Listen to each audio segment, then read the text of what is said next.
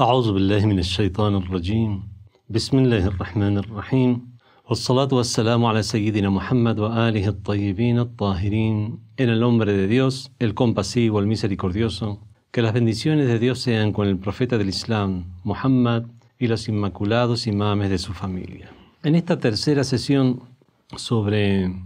cuestiones modernas del Kalam o nuevo Kalam, como se lo quiera llamar, trataremos el tema de la razón y la religión, el intelecto y la religión. El intelecto y la religión a lo largo de la historia de Occidente ha sido un tema controversial, no así dentro de lo que es la tradición islámica, pero esta evolución del tema, este desarrollo del tema como tuvo lugar en Occidente en distintas etapas de la historia, obviamente ha tenido influencia después ya no solo en las nociones o conceptos religiosos del Oriente, sino en todo el mundo. La cuestión del intelecto y la razón, abarcan temas muy comunes, hasta podemos decir que es el mismo tema,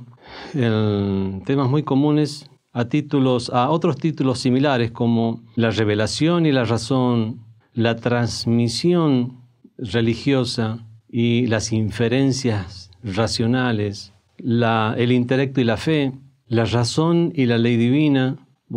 Son todos temas con pequeñas diferencias, llegan a ser temas donde se tratan argumentos similares que al fin y al cabo vuelven a la relación que existe entre la razón y la religión, ciencia y religión. Y son todos temas que ya fueron abordados dentro de lo que es la ciencia del Kalam en el Islam. Es más, podemos decir que todos los temas del Kalam, de alguna manera, del Kalam islámico, lo que es la teología islámica, se derivan de las inferencias racionales. Por lo tanto, el tema del intelecto prácticamente ha estado presente en los diferentes temas desarrollados a lo largo de la historia del Kalam islámico por sus diferentes tendencias. Y digo diferentes tendencias a pesar de que algunas de las corrientes islámicas se basaron más en el intelecto y otras se basaron menos o directamente dejaron de lado el intelecto real, pero siguieron considerando el intelecto nominal. Vamos a explicar un poquito este tema, puesto que hay tantas aleyas del Sagrado Corán y hay tantos hadices, narraciones del profeta y de los imames que incentivan al intelecto, aleyas del Sagrado Corán donde incita a los creyentes a valerse del intelecto. ¿Acaso no reflexionan? ¿Acaso no razonan? Estos son signos para los dotados de intelecto, estos son signos para los dotados de razón, y no los reflexionarán sino aquellos dotados de una razón. Todas son frases que encontramos en el Sagrado Corán, e incluso las más que no pueden negar ni siquiera las corrientes más extremistas en cuanto a su actitud literal frente a los textos sagrados. Pero lo que hacen es interpretarla, que todo aquello que Dios dice es intelecto y razón, que nosotros por nuestra cuenta no podemos llegar a inferir algo, a inferir lo bueno o malo, según la razón, sino que lo que Dios dice es la razón, lo que está en el Corán es la razón, lo cual sería un círculo vicioso. Como sea el caso, en el Islam siempre se ha dado un impulso y se ha apoyado el uso de las inferencias intelectivas, si bien ha habido algunos grupos extremistas que han desaparecido a lo largo de la historia académica, por lo menos, que limitaban el uso de la razón, circunscribiéndola o dejándola siempre bajo las directrices de la transmisión religiosa. Cuando tratamos un tema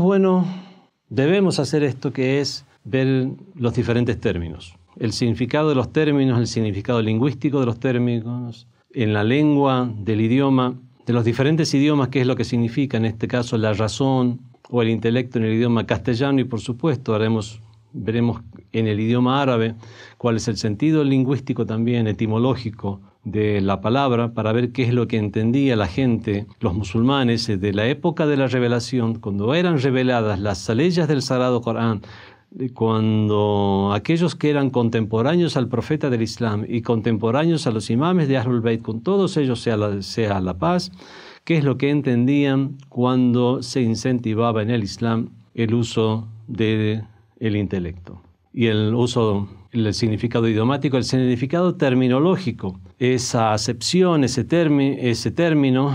cómo se lo ha tomado ya dentro de las ciencias islámicas, en particular, y la teología, la filosofía y la gnosis, mucho más específicamente. En el idioma árabe, razón o intelecto se dice aql. Aql en el idioma árabe tiene el sentido de aprisionar, ajustar o apretar. Es por eso que, los árabes parlantes saben que al pañuelo que se ponen los árabes se pone también un círculo para atar el pañuelo, para ajustar ese pañuelo, y eso se llama el aql, viene también de la misma raíz. Aql significa ajustar, aprisionar, retener, y se refiere, por supuesto, al hecho de retener a las pasiones humanas usando esa fuerza intelectiva, ese poder de razonamiento que tiene el ser humano. En cuanto al uso terminológico que obviamente ha llegado a tener, hay unas pequeñas variantes del término que ha ido adoptando en diferentes materias. Por ejemplo, para dar un ejemplo más específico, aquellas personas que se han adentrado en la filosofía islámica, desde los inicios del desarrollo de la filosofía islámica, con las traducciones, con el gran movimiento de traducción que hubo de las diferentes obras académicas, las diferentes disciplinas, desde otras regiones y otras culturas, como Egipto, la India o Grecia, desde la filosofía griega y la filosofía aristotélica, la filosofía peripatética, o mashá, como se dice en árabe, la filosofía mashá ha seguido la misma línea en la terminología de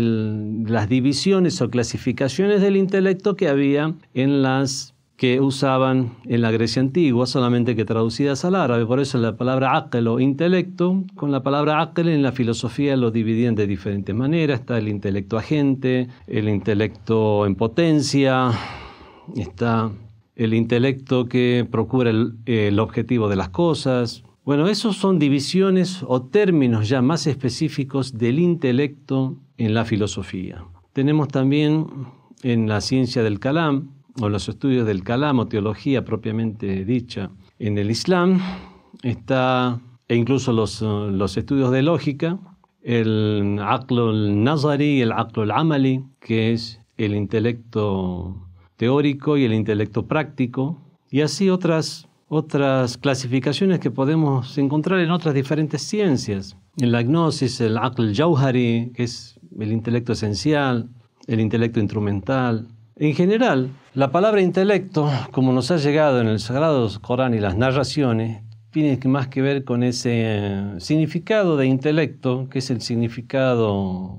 etimológico de la palabra, es el significado usual al entendimiento común de las personas, que es realmente el uso del poder de razonamiento del ser humano de manera general. Y esto es a lo cual se incentiva dentro de las narraciones y las leyes del Sagrado Corán, y eso nunca estuvo dentro de lo que es la religión islámica, en contraposición a la religión, sino que todo lo contrario, siguiendo la misma línea de apoyo que dio la religión siempre al saber, es que se lo ha fomentado. Por eso dije que están muy conectados este tema con otros temas como el intelecto y la religión, el conocimiento y la religión. El Islam siempre dio apoyo al conocimiento. Dijo el profeta del Islam, buscad el conocimiento aunque sea en la China. La primera ley del Sagrado Corán que fue revelada fue lee en el nombre de tu Señor que todo lo creó. Y así, las diferentes formas en que se incentivaba a leer, a escribir y a buscar el conocimiento en el Islam, eso sumado a todas las aleyas o versículos del Sagrado Corán que ya he mencionado que invitan a la reflexión al ser humano, reflexionar tanto en el mundo exterior, el mundo del horizonte, de los horizontes como es llamado por el Sagrado Corán, como el mundo interior, que ya está mucho más relacionado con la reflexión y las inferencias intelectuales. En este tema que se trata en el Kalam Jadid, en el nuevo Kalam o en las nuevas cuestiones de la ciencia del Kalam, Es ese intelecto, el tema que se trata al tratar el tema del intelecto y la religión, es ese mismo intelecto que sirve como argumento, que nos da los argumentos para poder emitir un juicio de valor sobre las diferentes cuestiones, nociones de la religión, para llegar a un grado de certeza sobre las mismas. Bueno, desde que el intelecto, estamos viendo cuál es la relación que tiene con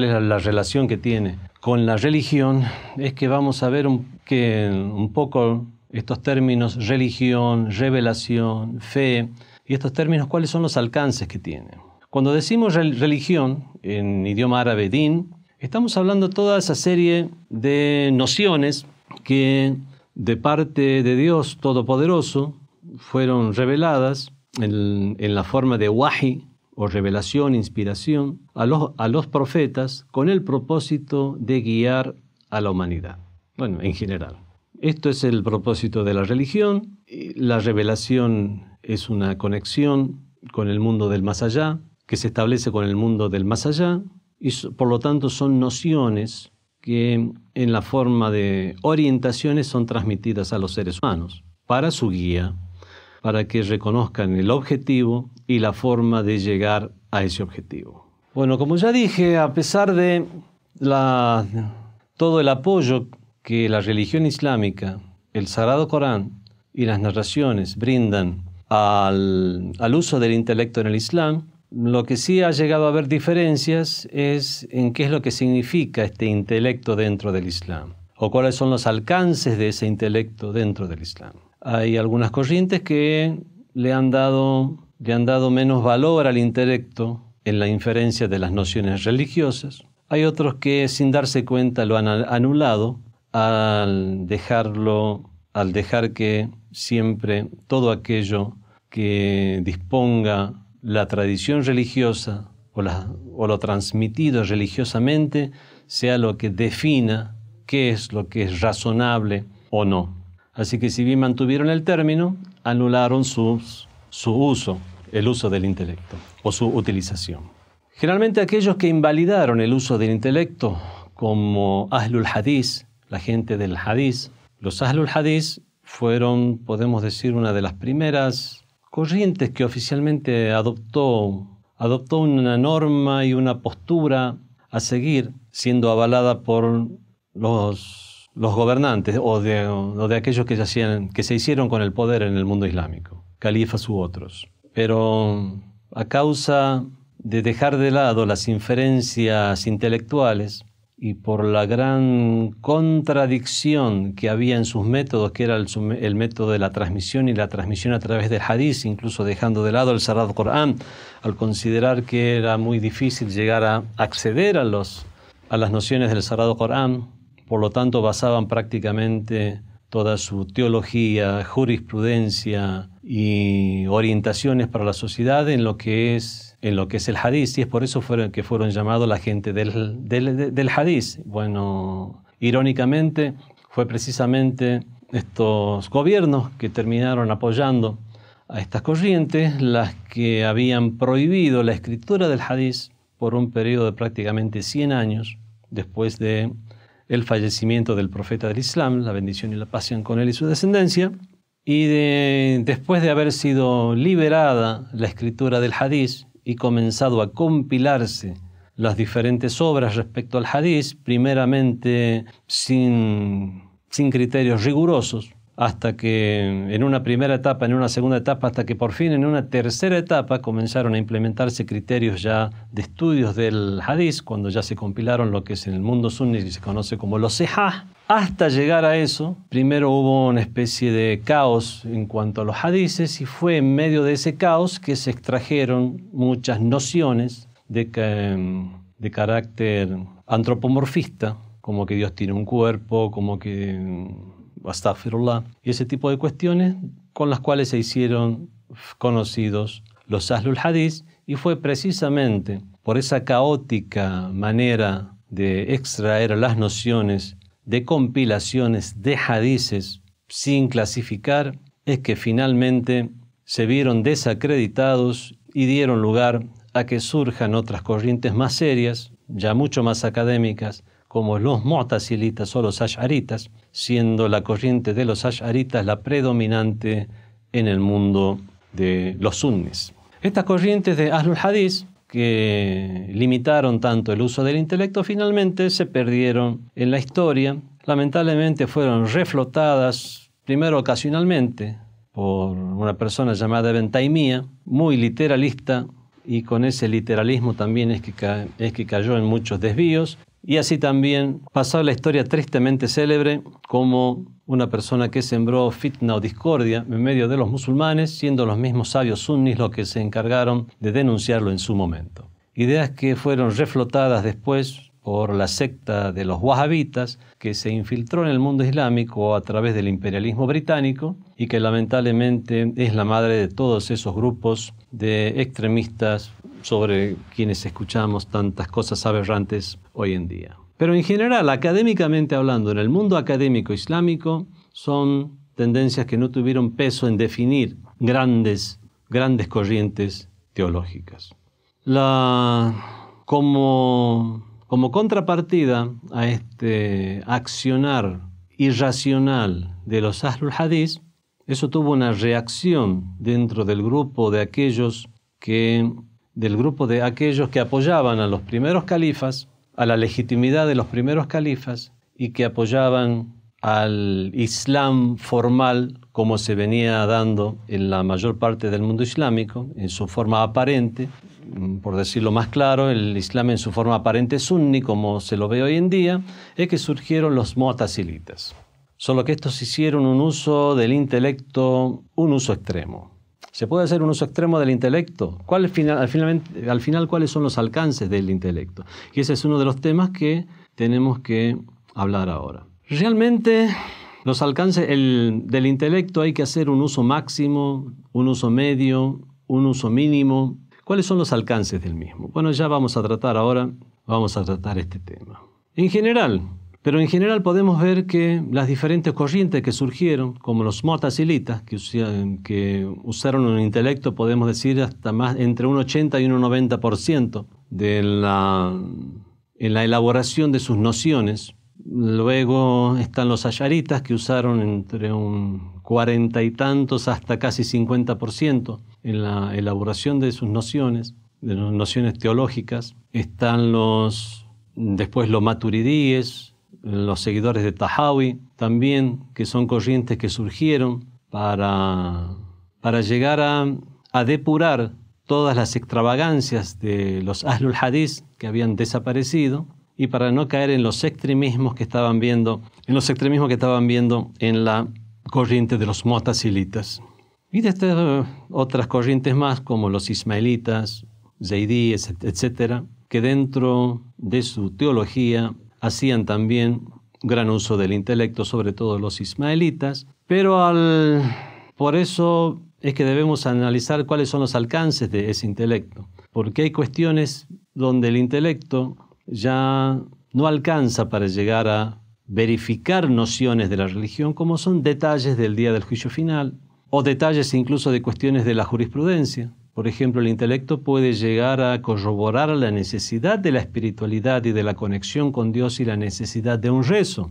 Ahora, valerse únicamente de intelecto para ver cuáles son los pormenores y detalles de la realización de un rezo, el número de ciclos, la ablución, el engrandecimiento a Dios, el dar los testimonios en este momento, bueno, todos esos detalles obviamente es algo que va mucho más allá del intelecto, ya es algo que incumbe a la revelación, al wahi. Y a esto nos referimos en cuáles son los alcances del intelecto, hasta dónde puede llegar a servirnos el intelecto. Hay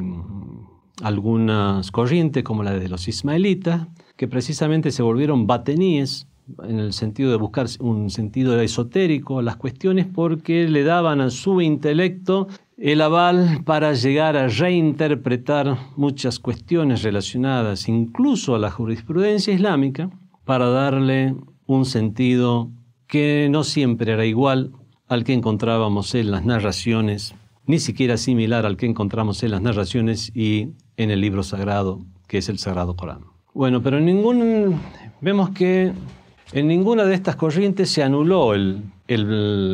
rol o papel que desempeña el intelecto, cosa que no sucedió en el cristianismo, en muchas corrientes, sobre todo en el catolicismo medieval. En el catolicismo medieval vemos que realmente hubo una contraposición entre ciencia y fe y entre razón y fe. Y eso es lo que dio lugar a este tema en el occidente para que fuera desarrollado con matices propios de las contradicciones que se dieron en el mundo occidental y que después llegaron a influir en el mundo islámico por parte de intelectuales más conocedores del occidente que de las culturas del oriente, a pesar de ser musulmanes, que tomaron como una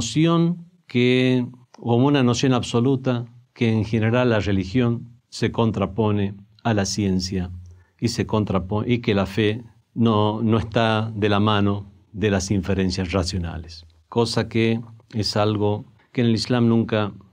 tuvo lugar. No hace falta que mencione todos los sucesos de la época medieval que tuvieron lugar en Europa, donde se combatió la ciencia y se combatieron las diferentes ideas de una manera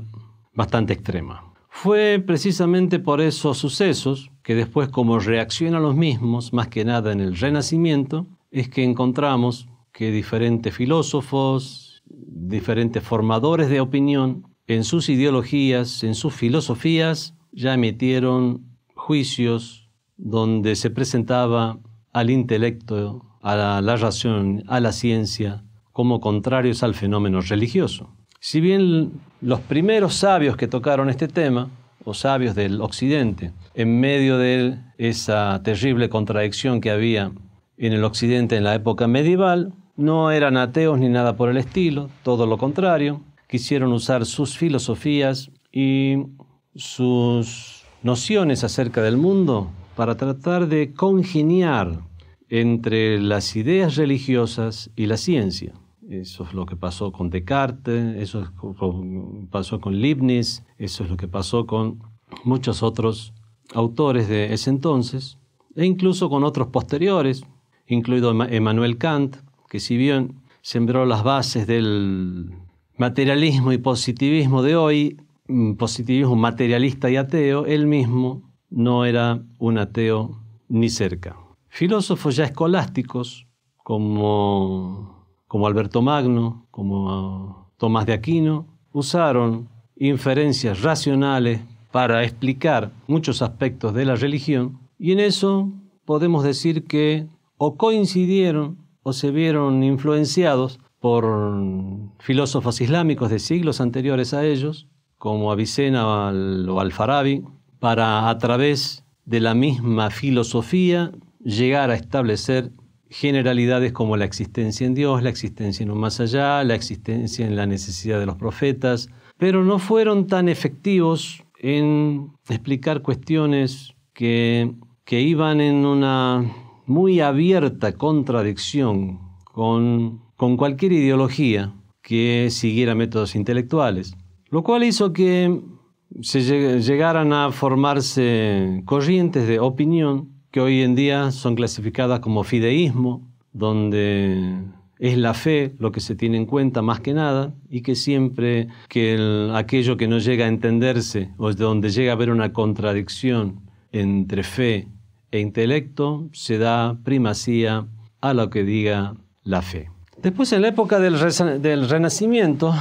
ahí llegó a haber ya tres grandes corrientes. La primera de las corrientes es la corriente intelectual, que la corriente intelectual más común en ese entonces, las corrientes intelectuales más comunes no buscaban una contradicción entre ciencia y fe, sino que trataban de conciliar. Otras corrientes es que consideraban que había contradicción, llegaba a haber una contradicción, y censuraban las nociones religiosas. Y había otra corriente que ya quería ser más objetiva, donde delimitaban el alcance del intelecto a veces y también llegaban a censurar algunas de las nociones religiosas. Todo esto dio pie a que comenzara a haber una gran crítica en estas nuevas ideologías que estaban surgiendo, filosofías, literatura, movimientos filosóficos, movimientos literarios, poéticos. Y es allí donde surgieron ya filósofos, sino ateos agnósticos, David Hume y otros que llegaron a, así como llegaron a dar impulso a un nuevo tipo de escepticismo dentro de la filosofía. Después de tantos siglos, bueno, convengamos que en la época medieval estuvo dormido el movimiento filosófico en Occidente, pero después de tantos siglos, desde Parménides y los sofistas, donde tuvo lugar el primer gran escepticismo en la filosofía occidental, se llegó a elaborar un segundo escepticismo de la mano de Hume, y donde en ese escepticismo obviamente había un escepticismo también relacionado a las nociones religiosas. Ese escepticismo en el cual se trataba de demostrar que no se puede llegar a alcanzar la realidad o ninguna noción real, porque al fin y al cabo nunca tendremos esa noción realmente, nunca alcanzará nuestra razón o la razón pura. Y es aquí donde Immanuel Kant llega a hacer una diferencia entre lo que es la razón pura y la razón práctica, y por querer llegar a anular el escepticismo de Hume, da pasos en tratar de lograr nociones que ya tengan una realidad, si no en la razón real o la razón pura, por lo menos en la razón práctica. Pero en ese intento de contrarrestar el escepticismo de Hume, lo que hizo fue avalar que es imposible alcanzar la razón pura y se quedó únicamente en una razón práctica, que eso después, con el paso del tiempo, hizo que se creara un positivismo materialista ateo, aunque no era su intención inicial. Dentro de esa negación de realidades, obviamente estaba la negación de las realidades religiosas. Dentro de ese relativismo que se quiso imponer a todo tipo de nociones, incluidas las nociones religiosas, es que ya no se le daba acreditación a las mismas, sino que estaban ya supeditadas a las inferencias de la razón práctica. Como sea el caso, este fue el devenir histórico, cronológico del tema de la relación entre la razón o intelecto y la religión en Occidente, en el cual se trató también si se podían llegar a establecer o no realidades metafísicas, y la mayoría de estas filosofías o corrientes llegaron a quitarle acreditación a la teología y a las nociones religiosas como una verdadera ciencia, y es por eso que encontramos que la palabra científico, o sea, aquel experto en la ciencia, en los idiomas occidentales, incluido el castellano, al decir un científico, nos imaginamos a alguien, un sabio en ciencias experimentales, en ciencias naturales, pero no en un sabio religioso. Ya científico, bueno, eso es algo que no ha sucedido en el Oriente. Y es por eso que cuando queremos traducir la palabra alem significa sabio. Cuando hablamos un alimul fizia, un sabio en física, ahí podremos traducir al castellano como científico. Pero un alim dini, pero un sabio religioso, no lo vamos a traducir como un científico. Esas evoluciones que ha habido en el Occidente, en aquello que se ha llegado a considerar ciencia o no, obviamente ha afectado incluso al idioma. Y cómo no fue afectado en el idioma árabe, es que vemos cómo el devenir o desarrollo del tema fue de una manera totalmente diferente. A pesar de todas estas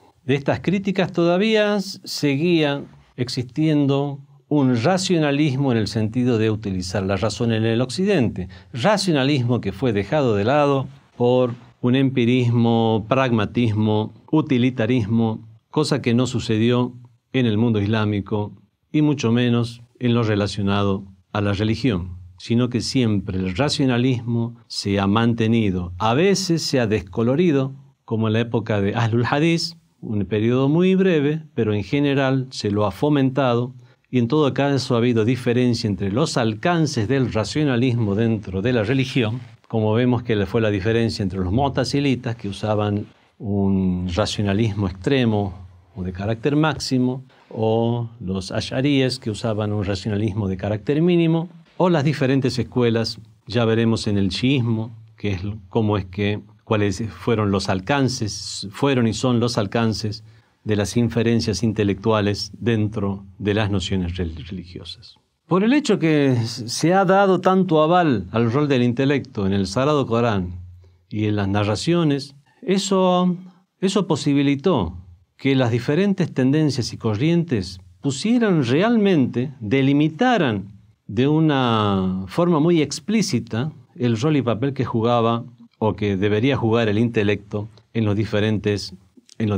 temas. Ha habido corrientes, incluso dentro del shiismo, pero ya no en teología, ya no en gnosis, ya no en filosofía, sino en jurisprudencia, donde se le ha rebajado el rol al intelecto. En jurisprudencia, así como dentro del sunnismo ha habido corrientes que han eliminado el valor del intelecto o restringido el valor del intelecto, haciéndolo dependiente de la tradición religiosa, como pasó con Ahlul Hadith. Existió eso en temas de kalam, en temas de teología. Existe dentro del shiismo una corriente que dispone a las inferencias racionales como supeditadas al libro y a la tradición, pero únicamente en el plano de la jurisprudencia, no en las inferencias racionales de aquello relacionado a la cosmovisión, a la idea de Dios, a la teología o a la filosofía, etc. En eso no hay absolutamente ninguna corriente dentro del shiismo que niegue ese valor del intelecto. Pero en jurisprudencia sí. En jurisprudencia los sabios chiitas se han dividido, o ja'faritas para ser más precisos al hablar de jurisprudencia, los sabios ja'faritas se han dividido en usulíes y akhbaríes. Los usulíes siguen principios de usul al-faqh, los principios de jurisprudencia. En los principios de jurisprudencia se realizan estudios de lógica, estudios de semántica, estudio de las diferentes del mismo idioma y qué es lo que se puede comprender del mismo idioma, cuáles son las inferencias, cuáles son las fuentes de la jurisprudencia, en este caso el Sagrado Corán y las narraciones, cuál es el alcance de las frases en las narraciones, frases explícitas, frases ambiguas, frases aparentes, cuál es la diferencia entre un juicio, el juicio a emitir en jurisprudencia y el tema de ese juicio dentro de la jurisprudencia. Al cambiar las condiciones puede llegar a ampliarse o a reducirse un tema, y si es así, si se amplía o reduce un juicio. ¿Cuál es la relación entre los juicios? Hay juicios donde se emiten dictámenes de carácter general, pero puede haber dentro de esa generalidad una excepción a las reglas, sí, puede llegar a haberla. Entonces, por eso que tenemos cuestiones que son generales, que pueden estar particularizadas, cuestiones absolutas que pueden estar restringidas, hay temas que pueden llegar a ampliarse o a reducirse, es el tema de lo que es el urud en la jurisprudencia, o el tema del hukuma. El hukuma es cuando gobierno es cuando una narración gobierna por sobre otra narración, un juicio gobierna por sobre otro juicio, como por ejemplo, si en el mismo momento estoy rezando y veo que una persona se está ahogando en un río que está cerca mío, hay dos juicios, uno es la obligación de rezar, otra es la obligación de salvar a una persona. Obviamente el juicio de salvar a una persona gobierna por sobre el juicio de la obligación de ese rezo. Bueno, eso es algo que incluso está bien explicado o bien inferido por los sabios a través de sus fuentes de la jurisprudencia, que son el Corán, las narraciones y las inferencias racionales. Todo eso son estudios que realizan los usulíes, los que siguen o aceptan la ciencia de usul al-faqh, principios de jurisprudencia, como materia preliminar para la jurisprudencia propiamente dicha. Bueno, los akhbaríes no siguen estos principios en lo que hace a su parte, en lo que se refiere a las inferencias racionales, sino que cualquier inferencia racional tiene que estar supeditada al libro y a la tradición, al Sagrado Corán y a las narraciones acreditadas que existieran sobre un tema, y si hay un aval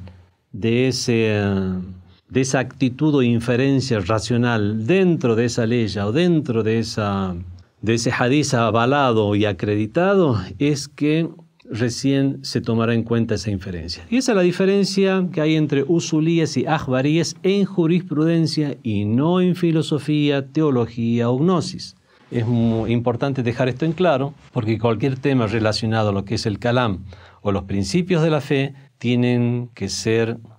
inferidos por la persona de manera independiente y no conformar un círculo vicioso por el hecho de decir creo en Dios porque Dios lo dice en el Corán o porque lo dicen las narraciones, porque eso obviamente es un círculo vicioso. La única forma de salir de ese círculo vicioso y llegar a un argumento valedero es usando las inferencias racionales, y eso es algo que es aceptado por todas las corrientes del kalam en el mundo del Islam. Todas estas incentivos que existen en el Sagrado Corán, encomendaciones para usar el intelecto, ¿a qué se refieren? A usar el intelecto en su máxima expresión, a usar el intelecto únicamente en aquello que nos sirve para defender la fe, usar el intelecto en unas cuestiones sí que son las cuestiones más básicas o las cuestiones más evidentes, pero las cuestiones más complicadas, o quitarle el rol al intelecto o no darle todo el poder al intelecto para llegar a emitir una opinión, sino dejarlo supeditado a la revelación. Por ejemplo, las cuestiones evidentes son las cuestiones evidentes que se estudian en lógica, las cuestiones evidentes, la definición del ser. El ser es lo que es. No se puede llegar a definir el ser, porque para una definición necesitamos algo que sea mucho más claro, y no hay nada mucho más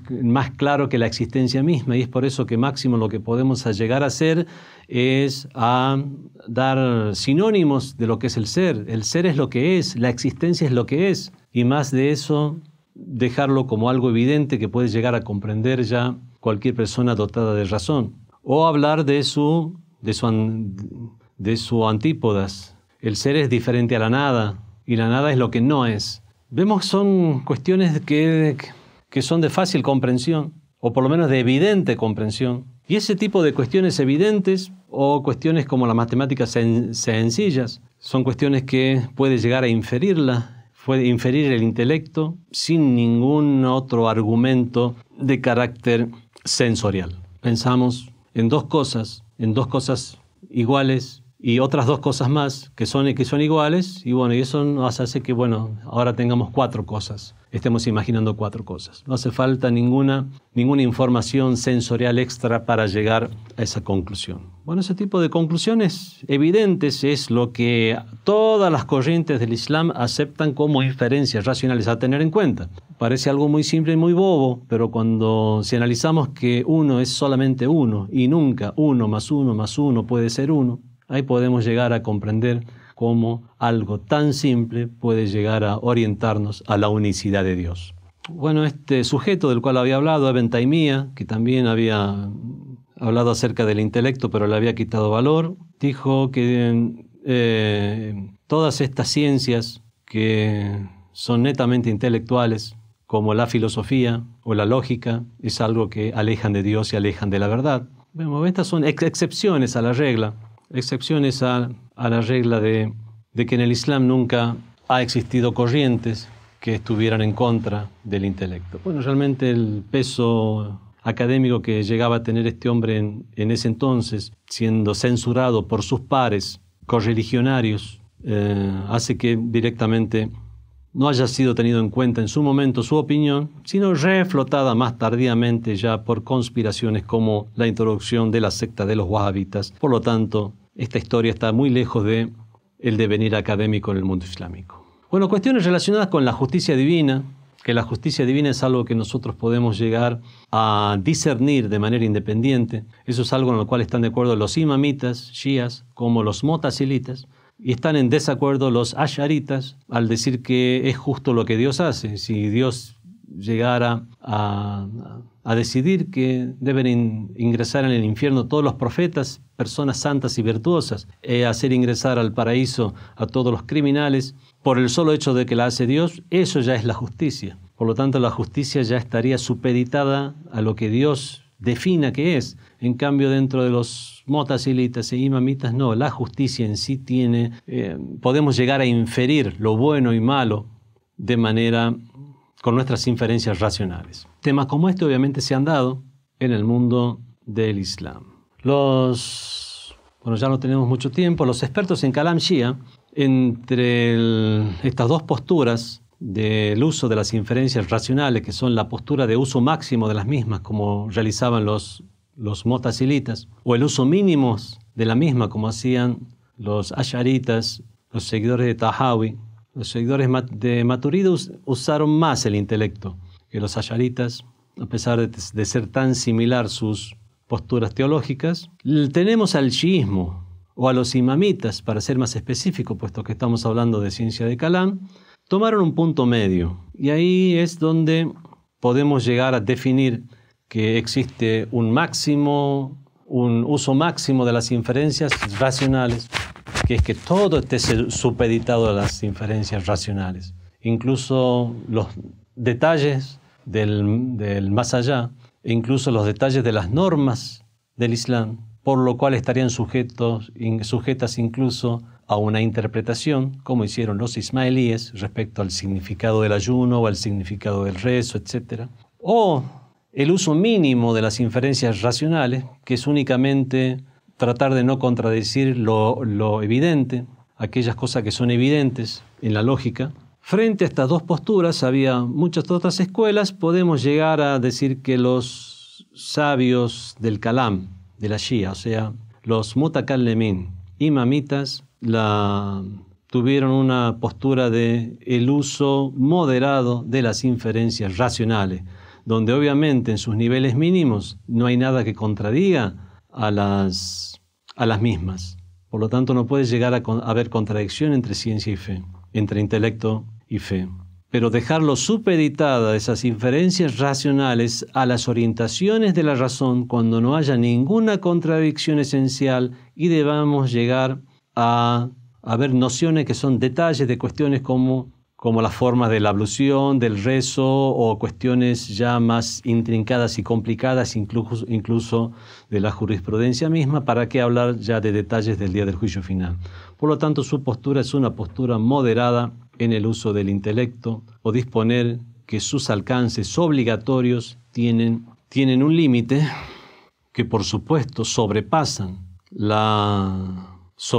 aquello que nos da la certeza en las bases de la religión y en las estructuras del armado del edificio de la religión, de la estructura de la religión, y en todo caso es en los detalles donde ya únicamente es los textos religiosos y la revelación las que puede dar información sobre los mismos. Bueno, este racionalismo moderado también puede llegar a dividirse en diferentes corrientes, pero ya no tendremos tiempo para esto y ya son detalles que escapan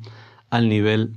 de estas charlas. Dijo el imam Muhammad al-Baqir alayhi salam: los profetas son el intelecto externo y el intelecto es el profeta interno. Estas palabras resumen la postura islámica acerca del intelecto, que no puede haber nunca contradicción entre intelecto y fe, entre ciencia y fe, entre razón y revelación, sino que se apuntalan una a la otra. Y cuando veamos que hay una aparente contradicción o hay que reformular esa noción religiosa, estrictamente religiosa, para ver realmente qué es lo que hemos comprendido de esa ley o de esa narración, o lo que tenemos que hacer es analizar y ver si realmente esa inferencia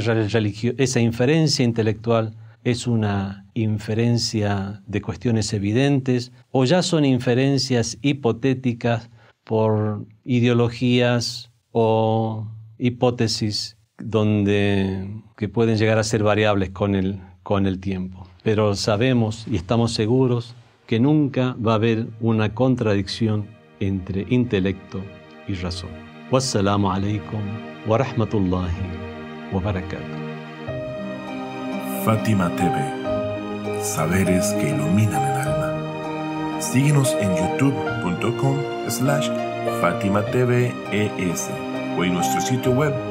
fatimatv.es.